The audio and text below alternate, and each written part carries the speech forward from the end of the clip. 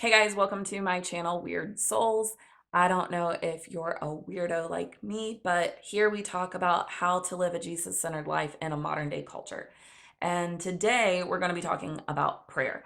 I was prompted to do this video when I was perusing YouTube looking for other creators that I can follow and learn from myself, but a video popped up about prayer, and I'm not going to link it or have any descriptive things about it because I don't want to tear somebody down over this, but their title was very clickbaity. I went in and I looked at what they had to say, and it was fine. The methods of prayer they listed out were fine, like they're good ways to pray. But I didn't really like the title because it made it seem like there was a right way to pray, and that if you didn't do it the right way, then your prayer wasn't going to be heard. And I wanted to talk through that concept because I know we all do. We fall into this trap, this human trap of feeling like I need to make sure I'm doing it right or it doesn't count. At least I struggle with that. I would imagine other people do.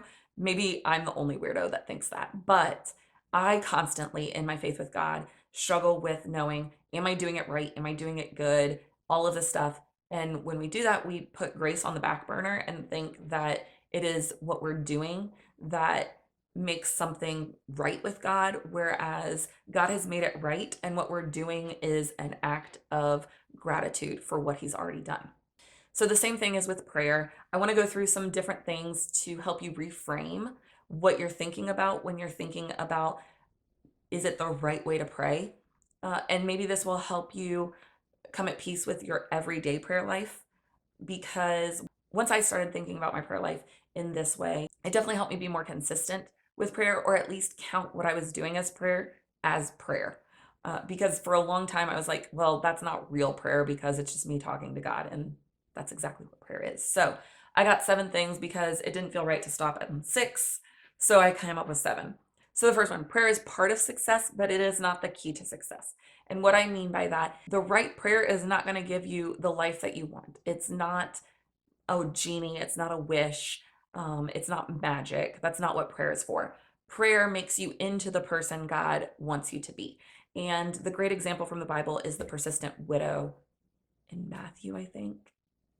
I'll link that uh, in the show notes where that one's located. I think it's Matthew. But the persistent widow is the story of a kind of a corrupt judge, at least one that didn't care about God and didn't necessarily care about justice. But there was a persistent widow that kept coming back and begging the judge for justice, kept begging and begging and begging. And finally, the judge is like, fine, I'll do it. I'll give you what you want. Just stop nagging me.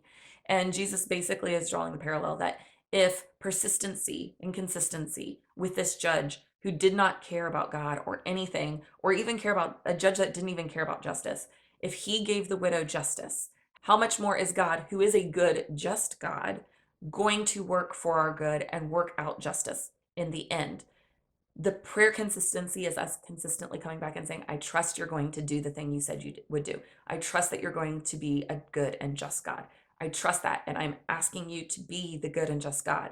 And when we are looking for God to be good and just and give us justice, we will see the good and the justice happen in our lives. Not because necessarily God changed his mind like the judge in the story, but because we were looking for it. And if we are looking for God to act, we will see God acting in our lives and not chalk it up to coincidence or somebody else did it, or well, that wasn't God working, that was something else. We will see God's handiwork in the actions that happen in our lives because ultimately it is God's handiwork. Number 2 is God doesn't ignore our prayers. There isn't a set amount of words, there isn't a right way or any of that kind of stuff. A prayer is a prayer. A cry to God is a cry to God. Peter, when he was drowning, said, Save me, Lord, or Lord, save me. One of those 2 ways. Uh, but he asked that, and Jesus responded. He was saved. It wasn't, Jesus didn't stand there and be like, can you give me more details on what exactly you want? Or that's not really appropriate. You didn't use the proper words, or you didn't use enough of this language, or things like that's not what happened. Peter cried out and Jesus saved him. That's simple prayers are sometimes all we have. Even in Corinthians, I think it talks about how our spirit groans out when we are without words. there's a lot of beliefs on what that exactly means, but I've had moments where it's like, I don't even know what to ask for right now, God. I don't even know what to say. I am just asking you to fix this, fix the mess, fix the problems, fix my spirit, fix all the terribleness, just fix it because I don't know what that looks like and I don't know what to ask for. And that's a prayer. We're allowed to be like, I don't get it, but I trust you. So do what you do and fix it. Number three thing to remember about prayer is there isn't a secret to prayer. There isn't like a secret code or a secret type of prayer. Jesus laid out very clearly for us how we're to pray, and that's the Lord's Prayer. So Jesus laid out very clearly for us how we're to pray. It's the Lord's Prayer. It's in Matthew and in Luke. I will read through the Matthew one real quick in the NLT. Oh, hold on. Let me change my versions.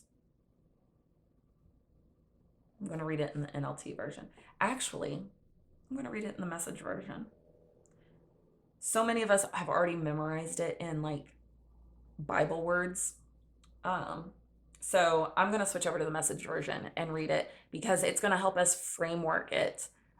There's plenty of sermons out there on what Jesus was meaning when he said this is how you pray, and the interpretation of it, and it's hitting different areas of life and trusting in God, all that kind of stuff. There's lots of people that have lots of things out there teaching us about the Lord's Prayer. But the Message is going to put it a little bit more in modern conception, modern imagery, so that maybe this will help you understand a little bit more of what Jesus was talking about when he said, this is how you pray. So it says, Our Father in heaven, reveal who you are, set the world right, do what's best, as above, so below. Keep us alive with 3 square meals. Keep us forgiven with you and forgiving others. Keep us safe from ourselves and the devil. You're in charge. You can do anything you want. You're ablaze in beauty. Yes, yes, yes. And so I think I like the Message when it's something that I've read a million times and I just want to frame it in a different way and help myself slow down and really think about what I'm saying and reading. So this helps us frame it out as we're going to focus on God first and who he is. We're going to ask him to be present in our modern day world. We're going to ask him to be present in our personal world with our square meals.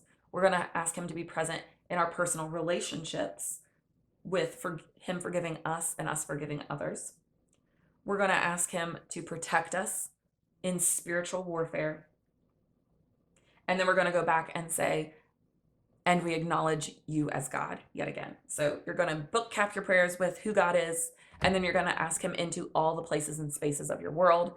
And that's the short, very short and condensed version of the Lord's Prayer and how we're to pray. But you can focus in on one section of that for a prayer time. You can do just an entire prayer on focusing on gratitude about who God is.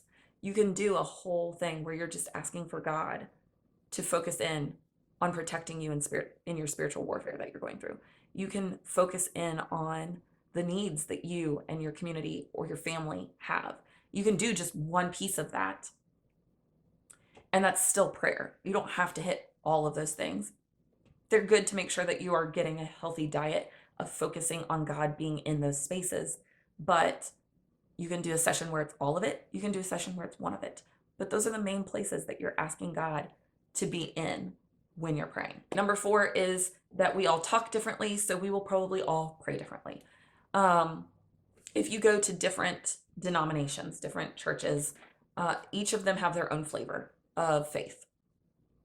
It doesn't make one better than the other as long as we are all focused on the Bible is God's truth. Jesus died and rose again for the forgiveness of sins and the gift of eternal life. If we've got that, I think we're pretty unified in the important pieces. But the way they express their faith is different.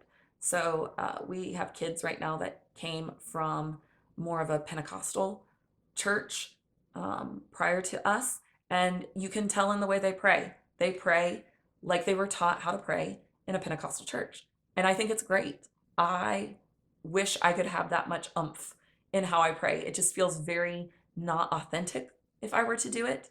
So I don't pray like that. I pray like a non-denominational restoration church does because that's what I grew up in. and Baptists pray different than those two, and Methodists pray different, and all of the different denominations have different ways that they pray, and they aren't right and they aren't wrong. They're just different. Just like when you go to the South, they talk a certain way, and when you're in the Boston area, they talk a certain way, and when you are in Britain, they talk a certain way. All English, but all different. Not one's right over the other, although I'm sure some people would fight me on that.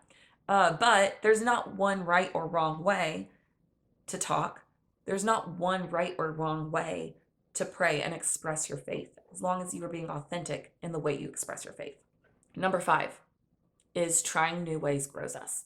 So even though there are ways that we are organically going to naturally pray authentically to God, that doesn't mean we should just do it that way and that way alone. It means we should do that way on an ongoing basis so that we can get consistency, but then push ourselves to look outside of normal and our habits to grow further. So it could be how your prayer is structured. There are a lot of different ways to structure your prayers. It could be in what you're particularly focusing on. It is human nature to focus on ourselves and the things that impact us regularly, but maybe you set aside time to focus on different countries in the world where there's Christian persecution, or maybe you set aside time to pray specifically for the politicians in your community or in your state or our nation or the world. Um, it's it's looking at life as the big picture as well as your personal piece of the puzzle, and looking at how you can ask God into spaces that maybe don't directly affect you, but in the end, it's all a part of God's story and it's all parts that need God in it. So when you pray, yes, have consistency, have the things you pray about regularly, but also try and find where are areas that I could focus on, and it would help me grow in trusting that God is in the big things as well as the little things, in the things that matter to me as well as the things that aren't directly impacting me, and stretching yourself in that way to trust God in new and different ways. The next thing is how God responds to us in prayer. So God talks to us in different types of ways. And so when we pray, we shouldn't expect that we're going to get a response in one certain way, in one certain timeline, or any of that. The prayer is realigning our focus on God and recentering our world around Him, is what prayer helps us do, so that we do see it when He moves or when He speaks to us. But we shouldn't expect Him to speak to us in a very particular way or not to speak to us in a particular way. I know personally, I wish sometimes He would do it as obviously as He had in the Bible, where Moses got to speak to Him face to face, and Balaam, he talked through a donkey with Balaam, and he wrote on a wall in Daniel's story to tell people what was going on. So there were a lot of really obvious ways that God has spoken to people. And sometimes it will feel that obvious to you when you pray. Sometimes when I pray, it's like immediately my spirit just knows this is the answer, or this is what I need to know, or this is what I need to do. And sometimes it takes a year or more. There have been prayers that I've been praying about regularly for years. Well, most recently, prayers about my personal life and family and stuff. I've had prayers going on for years about that. Less, I mean, kind of recently. I've only been married 5 years, but I prayed about my future husband for decades. Literally. I was 32 when I got married. I prayed for so long about getting married. Whenever in high school, everybody starts caring about that stuff. So around that time, I was praying and wondering and thinking and all that kind of stuff. And it wasn't until I was 32 that we even met. Um, and like I was making plans for like, okay, what does the rest of my life look like single? So that's how long that prayer took. Very long time. And for a very long time, I didn't know what the answer was going to be. I sometimes thought that I had confidence that, there's somebody out there. God has a plan for me there. And then sometimes I was like, maybe He doesn't. Maybe I'm misunderstanding. Maybe I don't know what His plan is. And I'm hoping, but I am not fully trusting. And so that was a very long prayer that shaped a lot of my relationship with God. And that is what prayer is supposed to do. It is that constant trusting and knowing that eventually, even if it isn't what I am asking for, if it isn't what I'm looking for, it will get answered. And if I trust in God, it will be a good answer, even if it's not what I'm expecting. So don't pigeonhole God to a timeline. Don't pigeonhole him to a way or a method or a certain type, but just trust that if you are focused on him and looking for the answer to your prayer, at some point he is going to reveal that answer to you. And then number 7 is prayer is as much a lifestyle as it is an action. And this goes to in the New Testament where it talks about praying without ceasing. That was always like, okay, how do you pray without ceasing? Like, if you believe the only way to pray is on your knees, hands closed, prayer closet style, then that's going to be complicated in modern world. In any world, it's going to be complicated to have that life unless you're a monk, basically. And even then, they have to eat and stuff. But prayer as a lifestyle is where you are constantly asking God into everything that you do, that you're constantly focused on that you're constantly looking at things through a God centered worldview, through a lens of how does God see this person? How does God see the situation? What does he want me to do? That's always rolling around in your head and asking him, okay, what do you want me to do, God?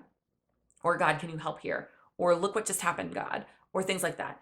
Basically, if you talk to yourself, it's turning that inner monologue into a God monologue.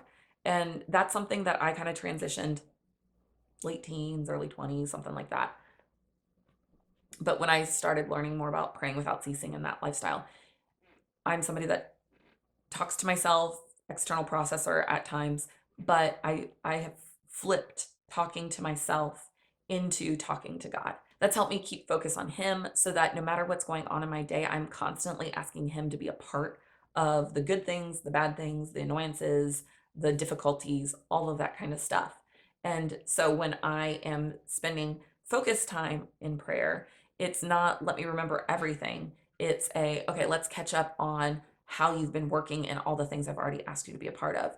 Or let me listen so that I can hear how you're trying to respond to all the things I've already asked you to be a part of. And it's just that continual refocusing and redirecting and pulling yourself closer to God and anchoring in him versus letting the world catch you up and distract you from God and what he is calling you to do. So those are kind of my 7 bullet points of reframing prayer and how you approach it and the mentality behind it. I hope that helps you maybe feel less guilty about what you are or are not doing, and maybe gives you some steps to take in how to grow in talking to God more and recentering your focus on him regularly throughout the day versus sporadically or once a day. Thanks for joining me. If this video helped you out in any way, make sure to hit the like button. Don't forget to subscribe so you never miss a video, and we'll see you next time.